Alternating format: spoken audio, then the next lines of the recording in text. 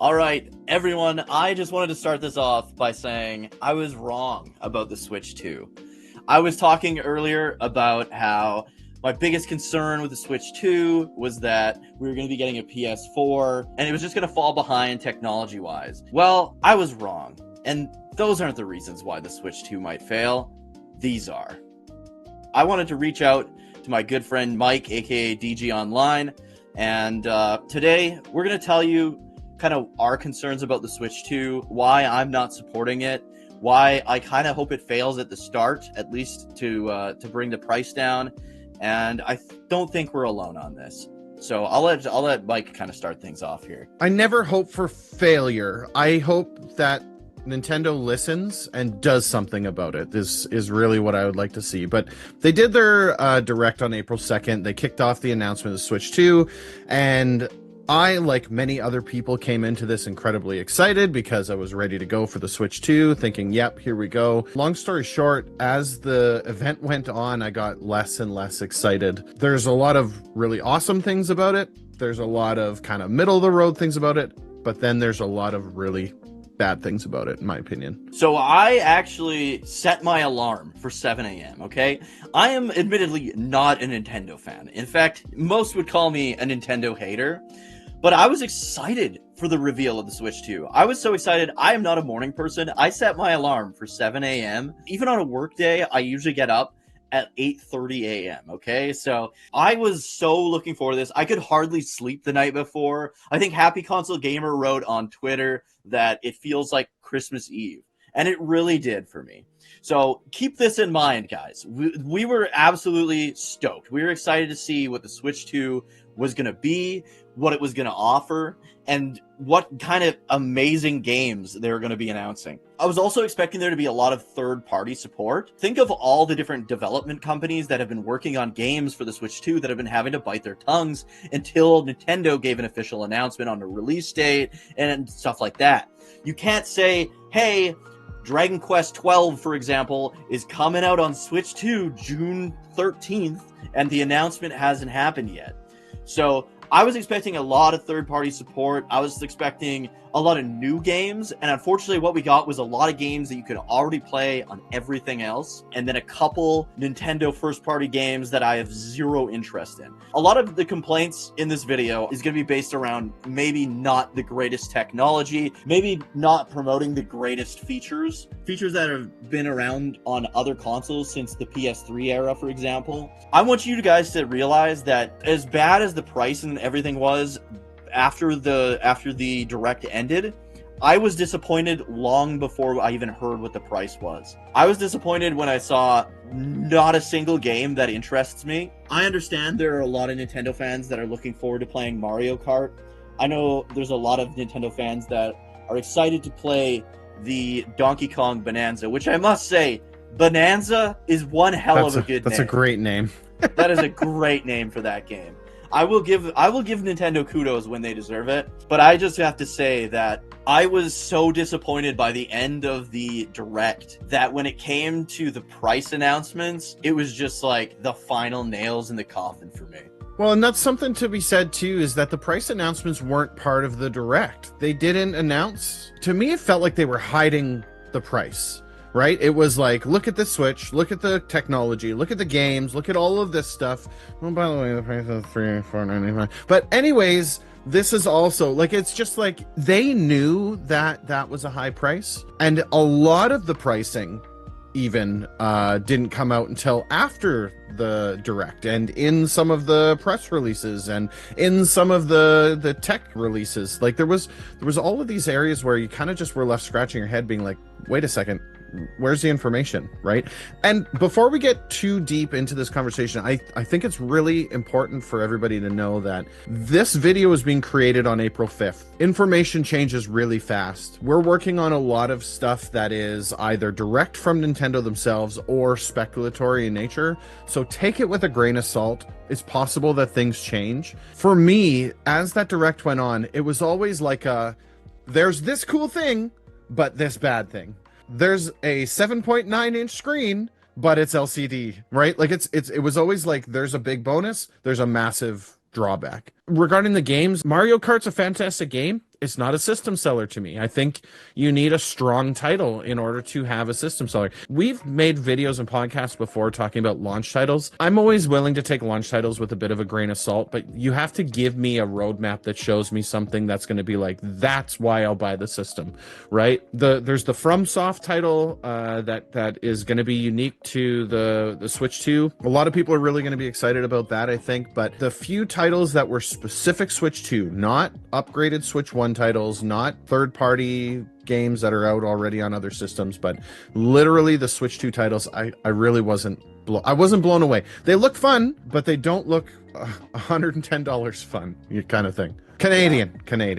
And that's the next thing that we kind of wanted to talk about. We kind of mentioned how they really hid the price from you during the direct. They never announced it whatsoever. You've had to find it like on social media afterwards. So we got the console release prices. I think in Canada it's $629, which is absolutely abysmal in my opinion. It's not an awful system by any means, but if you put it up against a PS5, there's no way. You put it up against whatever you call the latest Xbox, there's no way, right? That's understandable because it's a portable. The Switch was in the same boat. Like it's not like this is brand new that we were expecting it to be blow your mind amazing. But in the same token too, if the trajectory stays the same with the Switch 2 as it did with the Switch 1, where the upgrade path makes sense as it would have for the Switch 1, I don't see how you increase the price that far. People are going to say tariffs, people are going to say inflation, but I don't see that with the other systems. Why does Nintendo get the pass? The biggest thing for me is if performance and graphically wise, it's less than the PlayStation 5. Why is the price more than I paid for my PlayStation 5? For sure. I paid $550 for my PS5. You can get it I saw it on sale. It was $510. To me, like $500 nowadays is what any console should be. It's 500. And I mean, even look back in time at consoles adjust for inflation, it's $500. It might fluctuate between $350 and $550, but on average, that's approximately what you're looking for. And I mean, and given the system doesn't stay up to I hate using the frame current generation because it doesn't really exist anymore, even though it's kind of the best thing that we've got for it. I never in my wildest imaginations would have thought that the Switch 2 would outprice the PS5. Not the PS5 Pro, the standard run-of-the-mill PS5. They call it a Slim or whatever it is that it's called, but I wouldn't have thought that that would have been the case. If you would have asked me before that direct, I've been like $450, maybe $550 Canadian, my $550 maximum at the absolute highest of highest ends. I would not have said $700. I did some quick I was mentioning this in the Discord. I did some quick calculations for the Mario Kart bundle pack. That's $699, including a memory chip, the SD Express card that you have to buy, and then the upgraded Nintendo Online membership.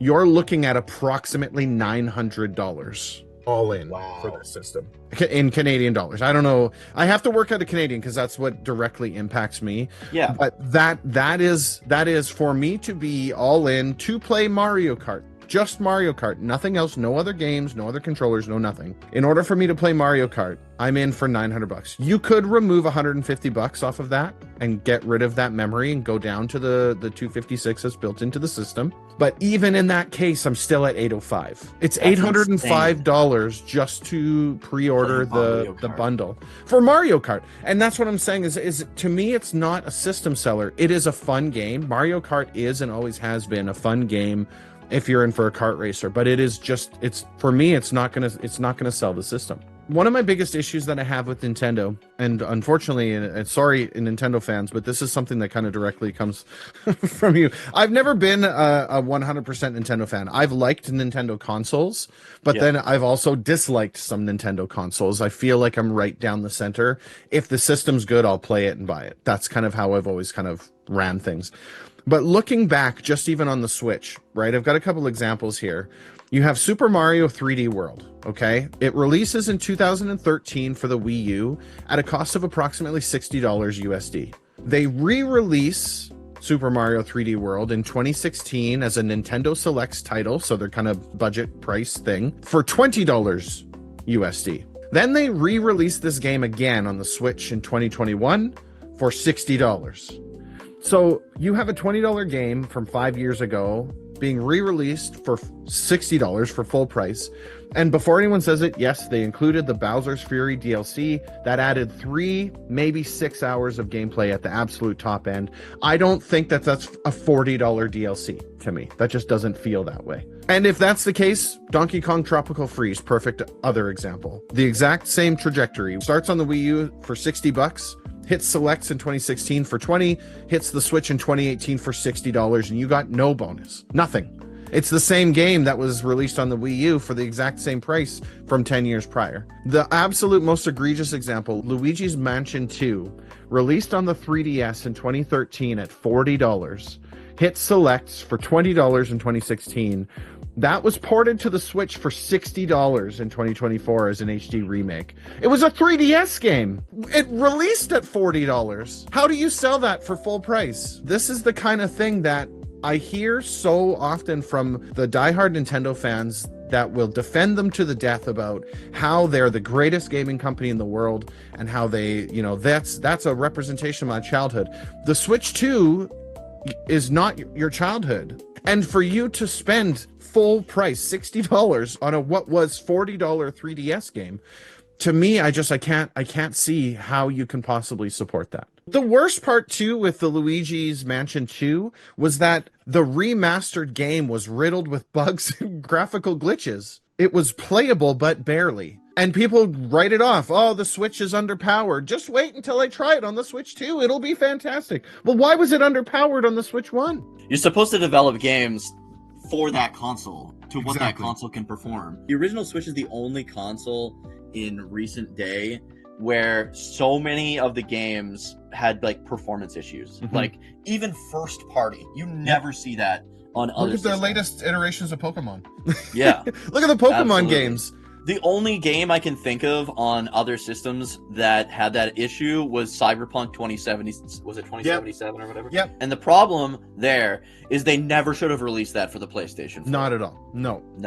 It's corporate greed is what it is what it mostly 1000%. comes down to. Before anybody gets in there and is like, well, you just hate Nintendo. No, I hate corporate greed. If Sony's doing the same thing, I'm calling Sony out for it. If Microsoft's doing the same thing, I'm calling Microsoft out for it. If a company is trying to sell you a product that doesn't work, you shouldn't buy it. It's that simple. Holding people accountable, I think, is the most important thing that we possibly could do as consumers. It's literally the only power that we have. The only way they'll get the message that it's not okay to sell us trash is for us to stop buying the trash. Exactly. I agree 1000%. I am always going to call out terrible anti-consumer business practices from companies, be it Nintendo, PlayStation, Microsoft. I will say that DG is a lot more unbiased than I am when it comes to this. I've been like a Nintendo hater since the N64 basically, but the Wii was what really kind of pushed me over the edge. Like they were just selling like plastic Tinker Toys like by the boatload to all these people that didn't know any better. They were selling half controllers. I mean, they still are with the Switch. They're selling half the controller. You're getting 2 controllers for $129.99. No, the fuck you aren't, pal. You're getting 2 halves of a shitty controller. The Switch controller is so bad. It is the worst controller, first-party controller probably of all time. It's the only controller that I've had to use a 8-bit DOE third-party controller as my primary controller instead of the official console controller. But one other thing I wanted to talk about, and I do really want to get into the fact that the Japanese Switch is coming out as a much lower price. So you know for a fact that they're making money, and if they aren't making money, they're willing to take a bit of a hit to get that money back on their games, which consoles and companies have been doing for years. Back in the day when PlayStation kind of dabbed on the Saturn, and the Saturn released for, I can't remember what it was. I think it was like $499 or $300. I think it was $399.99. I think it was $399. In the United States. This was like an early E3, possibly the very first E3. I'm a diehard Sega fan. Like when it comes to game companies, yeah, you love Sega. It goes Sega, then PlayStation, then whatever, right? Yeah. Sega was going on and on about all their sales, all their plans, all their ideas, and that the Saturn is coming out. Saturn's out right now. It's $399.99. Okay, these are American prices, United States prices. The crowd is like kind of in shock at the price. They clap. The guy leaves the stage. The PlayStation guy literally walks onto the stage, goes up to the podium, grabs the microphone, leans in, and says, $2.99, and leaves, and the whole crowd erupts. I'm going to ask Sony Computer Entertainment President of America, Steve Reyes, to join me for a brief presentation.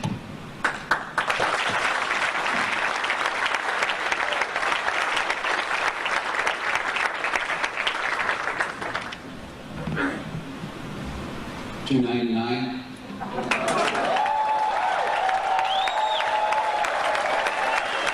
They undercut the competition, and companies have been doing that for Of years. course. That's why it's so important. As much as I'm not a Microsoft fan, I find it very important that Xbox stay in the game, because if Xbox doesn't stay in the game, why does PlayStation have to improve it all? You know what I mean? Yep. Nintendo's kind of dipped out of that altogether. Nintendo doesn't want competition. People have lowered their standards so much for Nintendo, and Nintendo's just taking that and running with it at this point. I'll let you go on with the Japanese pricing, because there's two different prices of console in Japan. And when I figured out what the yen was, the yen to the Canadian dollar, it's around that $429. Yep. What the console should have released at here in Canada to begin with. Either they're willing to take that hit and just not doing it because they're greedy, or they're making a profit even at that $429. And even if they're not making a profit at that $429, they're making their money back in their services, right? The Japan region locked console at $350 American, people are going to say, well, you know, it's because of tariffs and it's because of the restrictions and the inflations. It's made in Japan, so of course they can do it. Well, no, it's not. It's not made in Japan. It's made in Vietnam. It's made in China. Like, it's not made in Japan. It's imported to it, just like it is to everywhere else. Then you ask yourself, well, why the region lock, right? I mean, to be perfectly frank, the fact that there is a multi-language system tells me that it's essentially a region language DLC pack that you're paying for at $100 for a one-time purchase. You pay that $100 American dollars one-time purchase for your regional language DLC.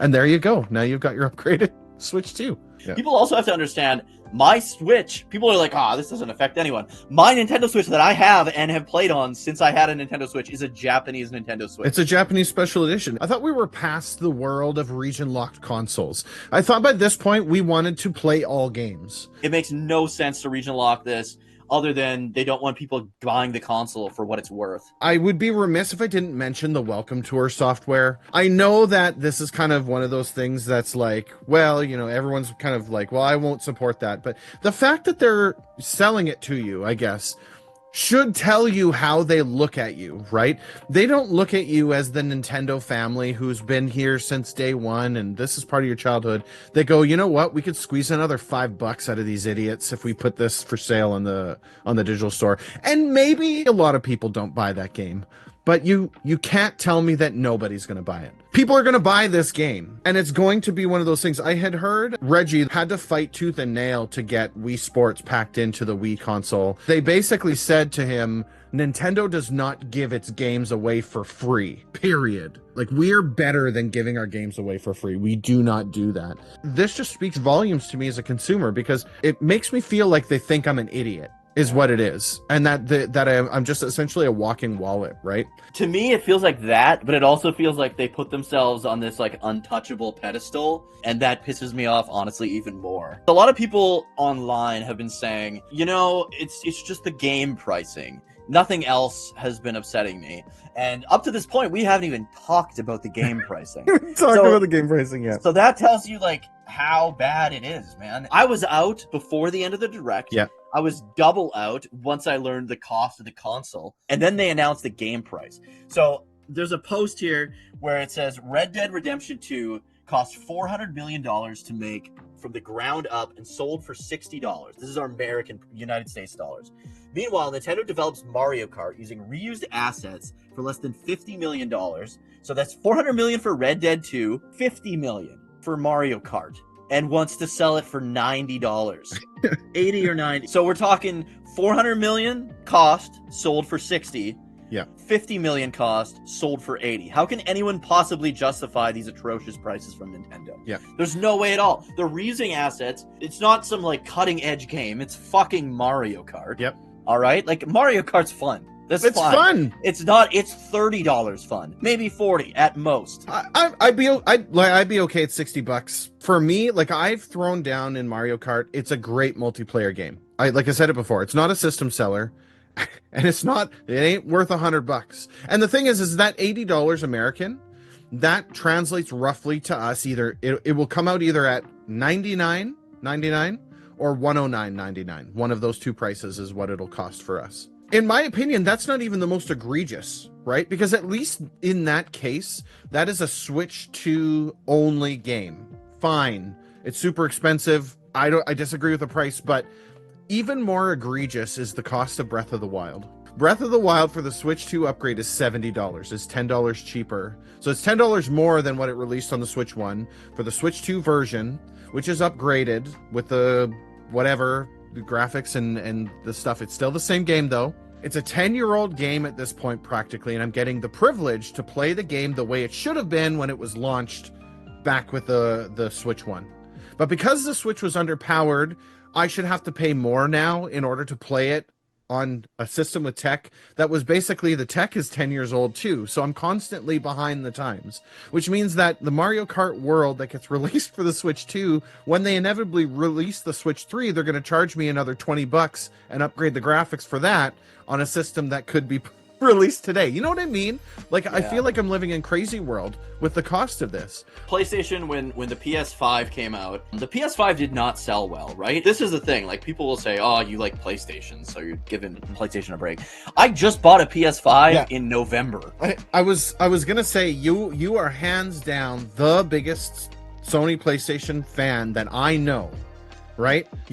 My entire life you have been PlayStation. I've been saying Xbox to your PlayStation. When the PS5 was announced, I was like, oh man, you must be stoked to get in the PS5. And you're like, I'm not buying that. I was like, wait, what? You said it's too expensive. There's no games. The PS4 is still valid. It's still perfectly fine. Why would I spend money on the system? I don't agree with what they're doing with it. And that's what needs to happen here. You're going to be able to get the same games right now for the Switch and the Switch 2. The price is not worth it. And this is how I was for, I don't know how many years the PS5 has been out, but it feels like it's been like at least 3, maybe 4. Mm-hmm. And it was not worth the price. It was not, I was not going to pay more than $550 for a PS5. It just wasn't worth it to me. Yeah. PS5 released in 2020, so we're entering year 5 at this point. We're not quite at 5 full years yet. I think it was November, if I'm not mistaken. But it's just about 5 years at this point. The other thing is when the PlayStation 5 came out, they realized like their market was way bigger on PS4 games than there was on PS5. So what they were doing was they would release the games on both the PS4 and the PS5. For those of you that ended up getting a PS5, 90% of the time you were getting a free upgrade to the PS5 version of that game. Only on like major titles. There's the odd major title where it would be like a $10 upgrade, maybe $20 upgrade, and then it basically turns your PS4 game into a PS5 game for $10 to $20. And that is a very big minority. The vast majority of games, like if you already own it on the PS4, be it digital or physical, you would put that in there and you would be able to get a PS5 copy of the game for free. Because you already paid the game. They already got your money.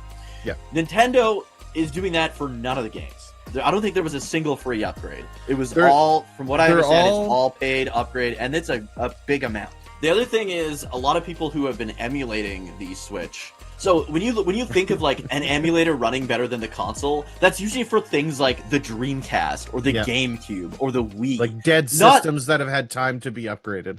Exactly. Not the freaking current generation Switch, which everything played better on an emulator, which should never happen. Yeah. As much as Nintendo is anti-piracy, they do everything in their power to make us want to pirate games. Yeah. Like, it's absolutely ridiculous. Yeah, Gabe Newell is quoted saying the best way to combat piracy is to make a game platform that's so good the pirates don't even want to do it. I look at what they're doing with the Switch 2, and this is a perfect opportunity to talk about the game key cards, because they announced this as an option for physical media. Some of the games that are released, and it's still kind of coming out to determine what this even looks like, but some of the games are going to be released released as game key cards, which essentially, from what I understand, is a hardware token. It's got a license, a game license on a card, but it grants you the ability to download it from the eShop. So it's a digital game with a hardware license. In order for you to share this game would mean that you have to have access to the eShop and download the game. That means that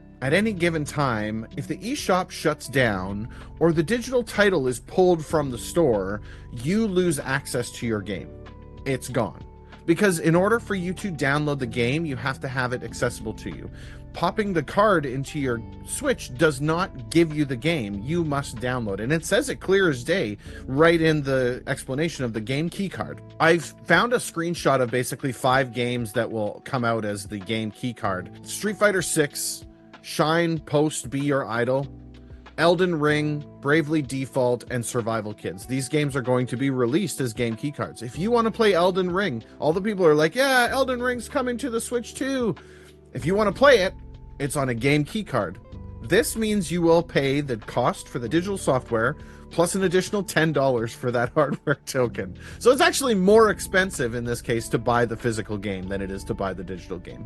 It's equivalent to the game box that comes with a little code inside, except it's worse because now you have to have this hardware token on top of the little code. In order for the game to play. In order for the game to work. If you don't have that token, you can't play your game. I'm a huge retro game player. I know you are as well. And a lot of people watching this are. If I buy a PlayStation 1 game or a PlayStation 3 game or a Sega Genesis game, I pop that into my console and I play the game, right? Yep. Maybe on PlayStation 3 and up, I've got to install something, which is kind of a nightmare, but I can play the damn game that I paid for. Yep. When it comes to used and retro gaming, once the Switch 2 is a retro game console years down the road, you won't be able to sell any of your games, because if your game is just one of those stupid freaking game token cartridges, you put that cartridge in and it's supposed to download the game. Yep. Well, eventually the Switch 2 store is going to close down. Nintendo's the worst for closing their stores. I was down. gonna say, look at the 3DS, look at the Wii U, look at the Virtual Console, look at all of those game systems that have come and gone and closed their shops. You go and see if you can download Pokemon Bank app. Go and get it. Yeah. Go get it on a 3DS that hasn't had it installed on it. Good luck, because you can't. And so if you don't have that online service there when you purchase the game, now you put that cartridge in, it goes to try and pull the game to download the game for you to be able to play it, and there's nothing there. Your game cartridges are effectively useless as soon as that store closes down. Say you're like, oh, I don't like selling my games. I collect them. I'm never selling any of my games, and that's just how I am. Well, that's great. If your Switch 2 breaks down and you have to buy a new Switch 2, and this is after the stores close down, you no longer can play any of those games that you cherish and held onto because you do not sell games. If you can't re-download the game, it's gone. It's gone. And they said some, it's not all, so there's that. But here's the thing, we're talking about setting a precedent here. If they go, oh, these guys are buying these key cards like crazy, all of a sudden more games become more like key cards. All of a sudden you become more digital dependent. All of a sudden the physical game cards are gone. I had people full on arguing with me that Nintendo would be the last bastion of physical media in the gaming sphere. And I just point to this image and go, there's your last bastion of physical media.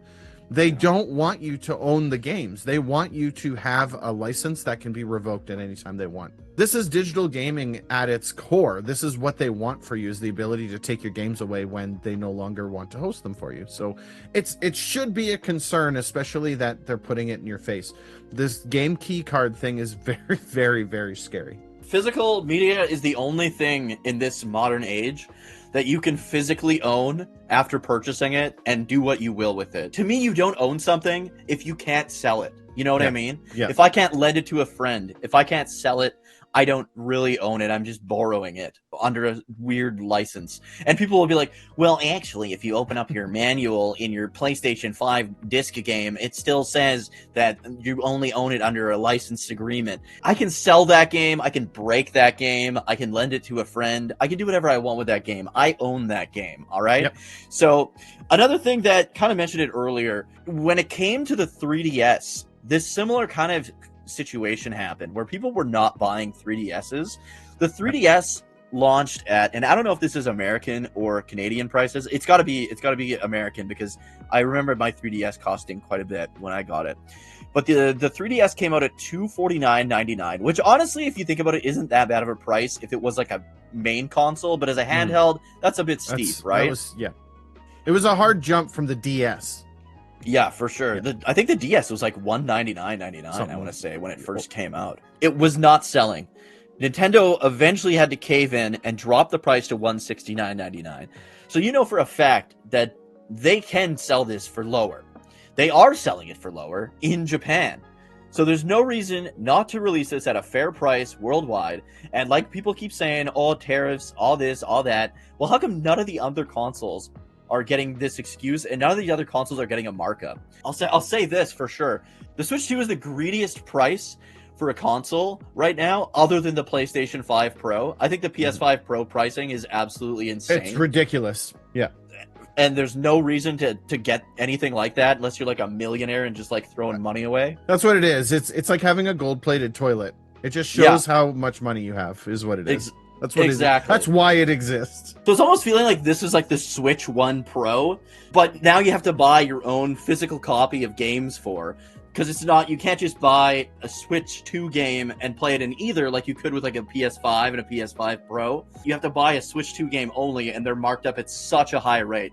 So the last thing I want to talk about when it comes to price is you were saying that you figured it would be like $110. They released the prices in Australia, and Canada and Australia usually have similar pricing for games. It's $120 before taxes for a fucking Switch 2 game in Australia. I don't know about you guys, and I don't know about UDG, but I refuse to ever pay $120 for anything that is not like some illustrious collector's edition of a game. Even an illustrious collector's edition of a game, I look at $120 and think about what I can do with $120, and for what it's worth, it's getting to be significantly less as time goes on. But I'll tell you that the last thing I'm going to do is give that $120 to Nintendo to play Mario Kart. That's just not going to happen for me, right? I mean, you could say, but get the pack in. Okay, well, when Donkey Kong releases and it's $120, I don't want to buy that then. I like that they're trying to keep the childhood essence alive of previous Nintendo consoles. But the thing is, the reality is that they're monetizing your childhood is what they're doing. They're going, hey, remember how good it was when you were playing the Super Nintendo with your friends? Well, here's all the people from your Super Nintendo days in the new console.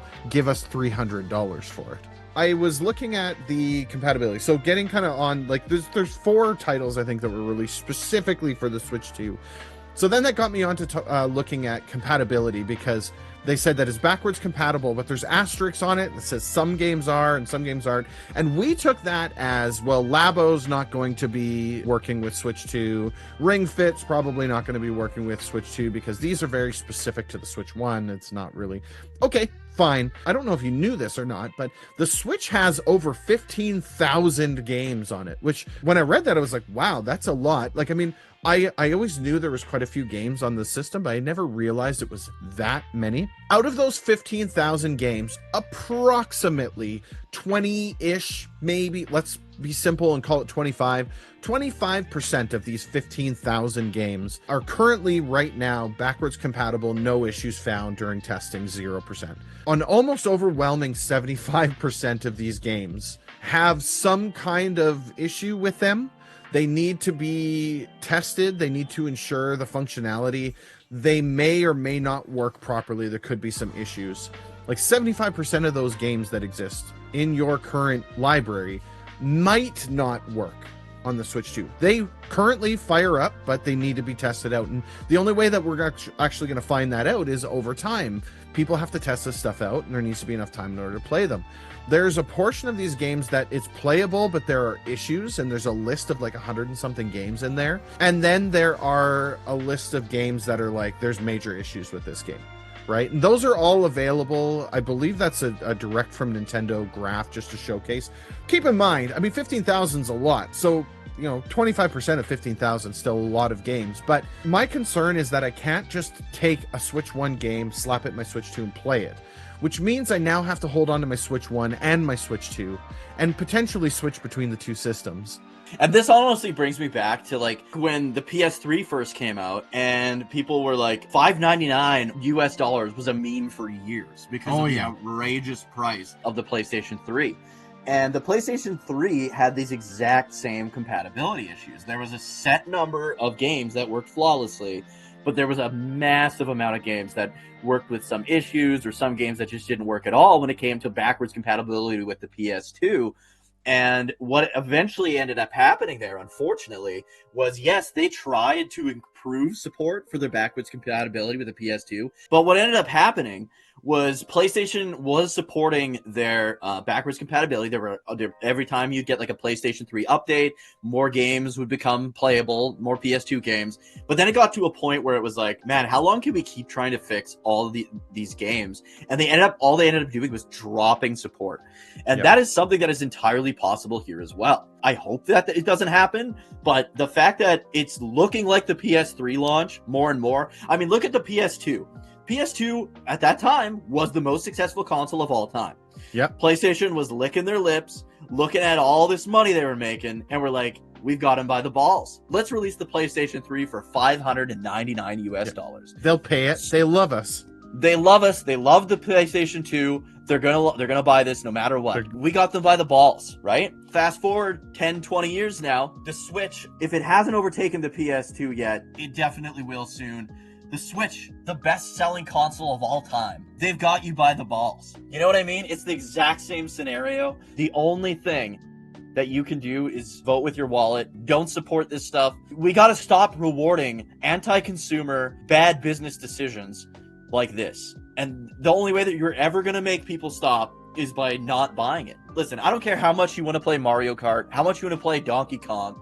You're going to play it, all right? You're going to play it eventually. You're going to get it. But please wait. If nobody stops them now, they're never going to get stopped. The people that keep buying them and complaining are the worst because you're literally doing this to yourself, and I have no sympathy for you whatsoever because it's only going to get worse if this keeps up. This is the bell curve, right? You've got the first 20%, you got the first 10%, the last 10%, and then the 80% in the middle. The first 10%, you're going to buy it no matter what. And best of luck to you. I hope you have a really good time. I do hope you really have a good time with the Switch 2. If you're going to go out and buy it, I hope that you enjoy it and that brings you some kind of joy. That last 10% are people like you and me. We're not going to buy it. There's no way. We're just not going to get it. This message is for the 80% in the center. Those of you that are like, well, I don't know. I like Mario Kart, but I got to tell you, these are the things I don't like about it. And that you're leaning towards, well, maybe I'll buy it and we'll see what happens. If there's no urgency to it, don't get it.